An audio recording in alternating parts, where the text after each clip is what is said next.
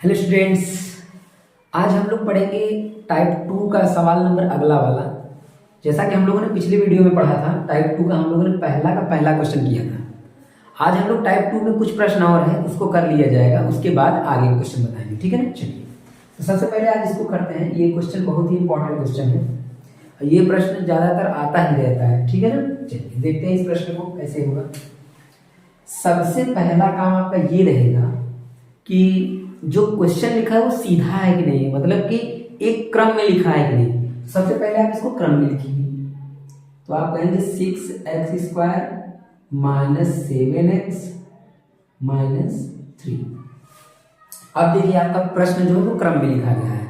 कुछ लोग क्या करते हैं ना कि ऐसे ही करने लगते हैं, तो उनका आएगा ही नहीं क्योंकि क्रम ही गड़बड़ है। तो सबसे पहले आपको क्रम पता होना चाहिए। ठीक है ना। पहले क्या होगा, x², फिर x, और फिर जिसमें x नहीं है यानी अचल राशि। ठीक है, ये क्रम हो गया। अब इसका हम क्या करेंगे, गुणनखंड करेंगे। गुणनखंड कैसे होता है हम लोगों ने पिछली वीडियो में इसके बारे में बहुत अच्छे से बात करा था, इसमें भी देखते हैं। ठीक है, चलिए शुरू करते हैं। तो ये 6 है और ये 3 है। याद रखिएगा, जब भी कभी ना x² के बगल में, मतलब x² का कोई गुणांक हो, जैसे यहाँ पे देखिए 6 है, तो इसका गुणा हमेशा कहाँ कर देते हैं, लास्ट वाले में। और ये काम आपको मन ही मन में करना है, लिखना नहीं है ना। ठीक है। तो 6 × 18, यानी कि हमको एक बात ये समझ में आया कि गुणा करने पे कितना लाना है, 18। 6 × 18 गुणा करने पे हमको कितना लाना है, 18 लाना है। और यहाँ माइनस है तो घटाने पे कितना लाना है, 7। घटाने पे कितना लाना है, 7। तो ऐसा 2 नंबर सोचिए जिसका गुणा करे तो 18 आ जाए और घटा दे तो 7 आ जाए। ठीक है ना। ये पकड़ने का तरीका था, ऐसे ही पकड़ा जाता है। तो बहुत इजी है कि 9 दूनी 18 होता है ना। 9 दूनी 18, और 9 में से 2 को घटाएंगे तो 7 भी आ जाएगा। इसका मतलब ये वाला पेयर हमारा एकदम सही है, जोड़ा सही है हमारा। ठीक है।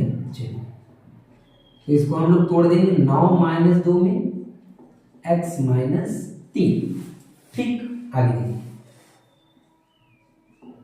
इसको उसी प्रकार से x का गुणा इन दोनों में होगा और इधर से माइनस का भी गुणा होगा, तो ये हो जाएगा आपका -9x, और ये माइनस और ये माइनस दोनों क्या हो जाएगा, +2x - 3। क्लियर है। चलिए आगे देखिए। अब इन दोनों में आपको कॉमन लेना पड़ेगा, मतलब क्या दोनों में उभयनिष्ठ है, कॉमन क्या है। तो आप कहेंगे कि यहाँ 3 के पहाड़े पे दोनों आ जाता है और x दोनों में है। आप एक कॉमन लेंगे 3 और एक कॉमन लेंगे x, तो आपका क्या बचेगा अंदर, 3 से जो 6 आपका कितनी बार में कटेगा, 2 बार में। 3 दूनी 6, और x² में से एक तो x कट जाएगा, 1 बच जाएगा। 3 से 9 आपका कितनी बार में कटेगा, 3 बार में। x आपने उसका निकाल लिया है, कट गया, वो खत्म हो गया। ठीक है ना। तो ये बच गया। इन दोनों में क्या कॉमन है, कुछ भी नहीं है। जब कुछ भी नहीं है तो हम क्या लेते हैं, 1 लेते हैं। याद करिए ना, याद रखिएगा, जहां कुछ भी कॉमन नहीं होता, क्योंकि 1 तो सब में होता है ना, इसलिए। ठीक है ना, 1 ले लेंगे। 1 से जब इसमें भाग देंगे तो ये बन जाएगा आपका 2x, और 1 से जब इसमें भाग देंगे तो प्लस और माइनस आपका माइनस ही रह जाएगा, और यहाँ पे क्या आ जाएगा, 3। यानी कहने का सीधा सा मतलब है, जो यहाँ आया है वही यहाँ आएगा। ठीक है। तो ये जो दोनों में आपको दिख रहा है, ये वाला और ये वाला दोनों सेम है, तो अब इन दोनों को कॉमन ले लेंगे। जब हम इसको यहां से कॉमन लेंगे तो क्या बचेगा आपका, 3x बचेगा, और इसको कॉमन ले लिया तो क्या बचा आपका, +1 बचेगा। दूसरे शब्दों में अगर मैं आपको बताना चाहूं तो जो दोनों ब्रैकेट में सेम वाला है उसको एक बार लिखिए, और जो ब्रैकेट के बाहर वाला है उसको अगले ब्रैकेट में लिख दीजिए। बस यही इसका तरीका है। ठीक है। चलिए, हमको इसको क्या निकालना है, तो अभी इसको हम लोग बताया नहीं आपको मैंने कि क्या निकालना है। क्यों, क्योंकि पिछली वीडियो मैंने बताया हुआ था। इसमें आपको क्या निकालना है, इसका शून्यक निकालना है और सत्यता की जांच करनी है। ठीक है, शून्यक। तो शून्यक निकालने के लिए क्या किया जाता है, लिखेंगे शून्यक के लिए। शून्य के लिए, शून्य के लिए क्या करेंगे, एक बार इसके बराबर में 0 ले लेंगे और एक बार इसके बराबर में आप 0 ले लेंगे। ठीक है, एक बार इसके बराबर में 0, एक बार इसको लिख कर इसके बराबर में 0, क्योंकि हमको शून्य निकालना है इसलिए। तो 3 को उधर भेज देंगे, 3 यहाँ पे प्लस है, सॉरी माइनस, उधर क्या हो जाएगा प्लस, और 1 यहाँ पे प्लस है, उधर जाएगा क्या हो जाएगा माइनस। ठीक है, अब ये बटे में चला जाएगा तो x बराबर में क्या आ जाएगा आपका 3/2, और ये क्या हो जाएगा x बराबर में -1/3। तो आपकी ये 2 शून्यक निकल गए। ठीक है, यही दोनों आपके क्या है शून्यक है। पहला आंसर तो आ गया। तो आप इसके लिए छोटा सा लाइन लिख सकते हैं, अतः इसके 2 शून्यक, इसके 2 शून्यक 3/2 तथा 1/3 है। ठीक है, या फिर भी लिख देंगे तो बहुत ही बढ़िया रहेगा। ठीक, इसके बाद आते हैं दूसरे स्टेप पे इसके, जिसको हम लोग कहते हैं सत्यता की जांच। सत्यता की जांच। सत्यता की जांच कैसे किया जाता है? सबसे पहला काम है कि प्रश्न को लिखिए, जो प्रश्न है आपका। तो आपका प्रश्न क्या है ये, लेकिन आपको सीधा वाला प्रश्न लिखना है। ठीक है ना, जो क्रम में लिखा हुआ है उसको हम लोग लिखेंगे क्रम वाला। अब इसके बाद इसकी तुलना कीजिए, और तुलना करके ए बी सी का मान निकाल लीजिए। तुलना करने पर जब तुलना करेंगे तो ए का मान आपको मिल जाएगा 6, बी का मान आपको मिल जाएगा -7, और सी का मान आपको मिल जाएगा -3। पहला वाला ए होता है, दूसरा वाला बी होता है एक्स के बगल में, और लास्ट वाला क्या होता है सी होता है, जो अचर पद होता है। ठीक, पिछले वीडियो में इसके बारे में हम लोगों ने डिटेल में बात करा था।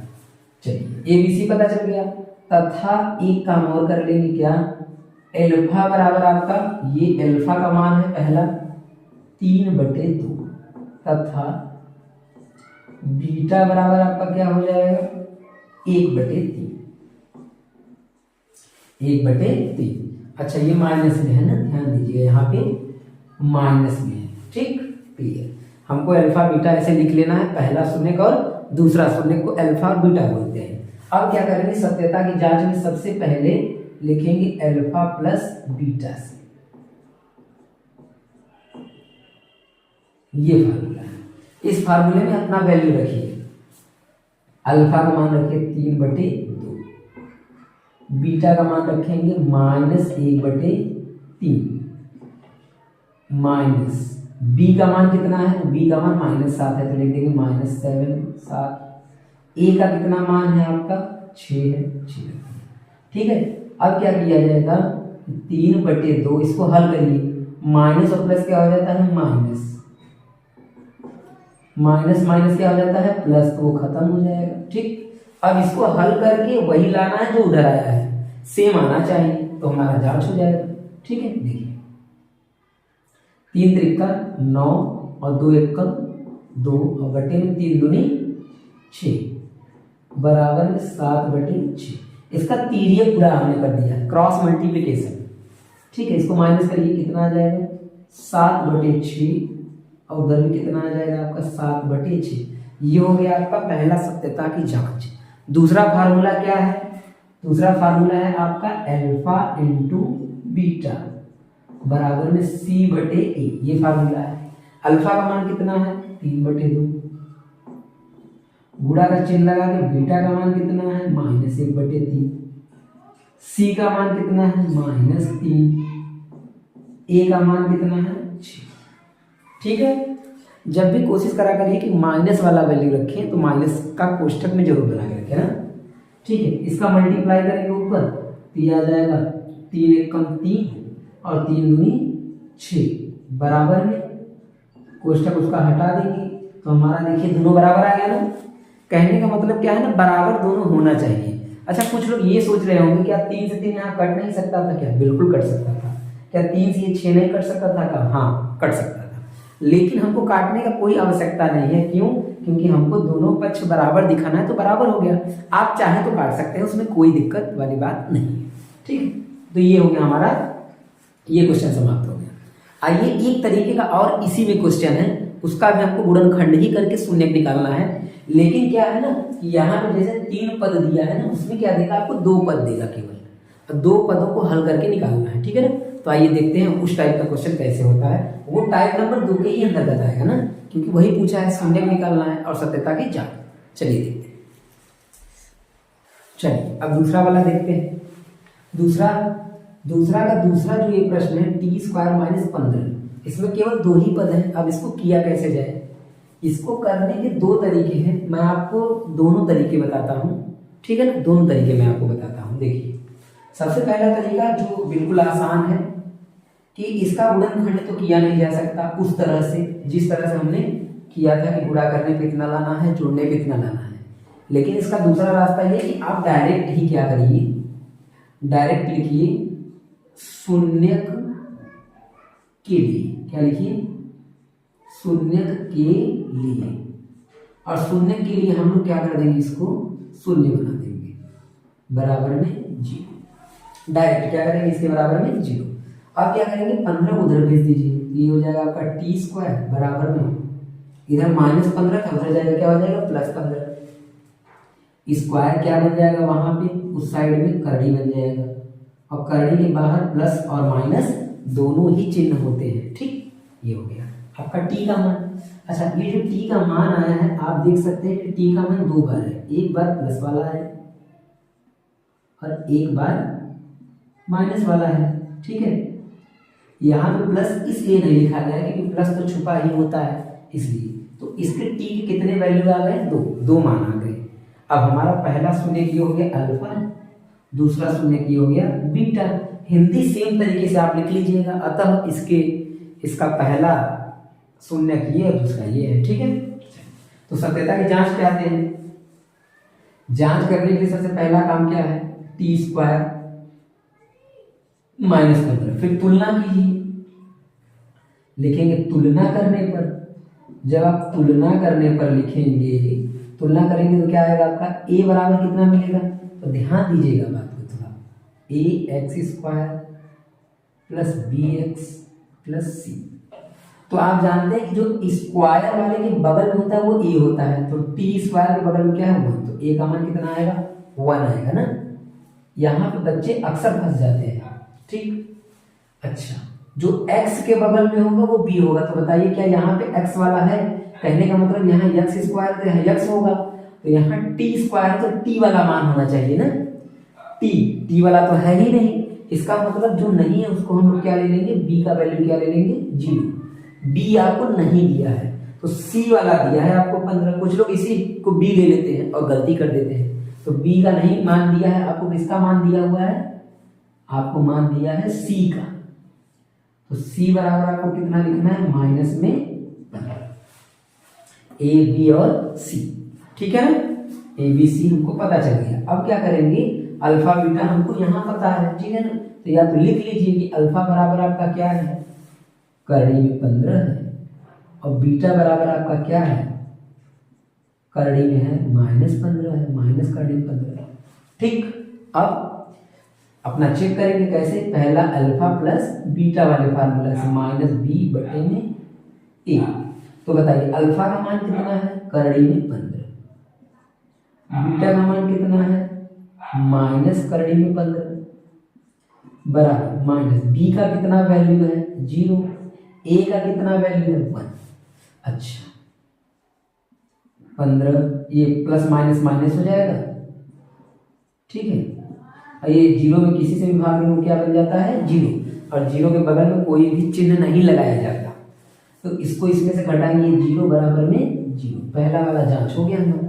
दूसरा चेक कैसे करते हैं, अल्फा इंटू बीटा से, बराबर होता है c/a, ठीक है। तो अल्फा का मान कितना है रख दीजिए,